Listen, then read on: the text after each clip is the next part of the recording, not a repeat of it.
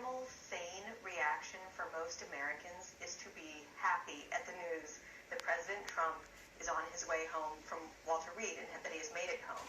That is not what you saw in the media. I can't even believe how crazy it was today, how upset people were, even as they've been so upset throughout this weekend, as the news seemed to indicate that he was recovering quite nicely and that he's continuing to recover. I saw that Katie Couric tweeted out that she couldn't believe that network executives allowed this story even to be covered today because it amounted to a 3-hour photo opportunity for President Trump. And I think that explains why so many people in the media were mad. They wanted this story to go a certain way. They wanted Trump to get the coronavirus. They wanted him to be laid low by the coronavirus to continue their narrative that this is something that the entire country needs to shut down and live in abject fear of.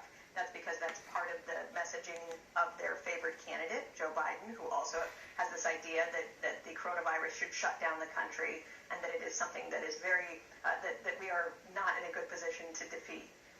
By Donald Trump being able to come home after a few days and saying this is something that we can't have our whole lives be in fear of is completely contradictory to the message that they wanted to send. And it's why they haven't been honest about the actual case fatality rate associated with coronavirus. It is a bad thing. You do want to take it seriously, but you don't want to destroy your entire life or your entire country. And yet many people in the media want just that, it seems like. Yeah, Molly, we just had literally 3 of the top epidemiologists on the planet, all of them agreeing that this idea that a virus should dominate all of American life is ridiculous, and it doesn't work. As we're seeing in Europe and in Israel, where they lock down, now the virus is still there, it comes back, they have cases, and then they lock down again. So this is, they destroy their countries, and their economies are going into depression, and meanwhile, we're coming back, and perhaps next year, stronger than ever under Trump. Many of the things that have been done in response to this novel coronavirus, which again is something, particularly early on when people didn't know what was going on, some of the more drastic actions made sense to a lot of people, even if other people thought they were always a bad idea.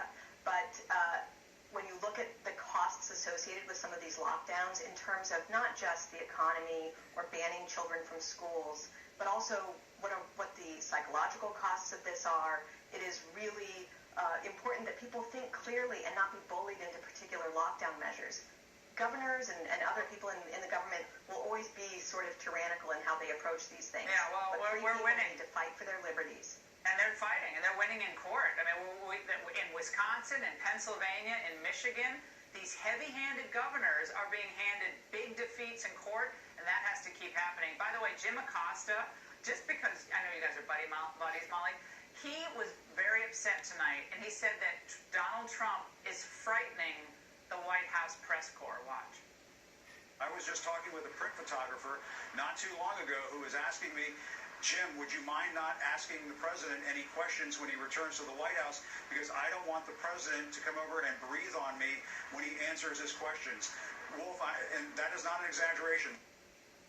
Molly, they're basically saying that Donald Trump is going to go to people and breathe on them, I guess, to extinguish their lives. This is reporting. Jim Acosta has a fabulous imagination. It is true, though, that we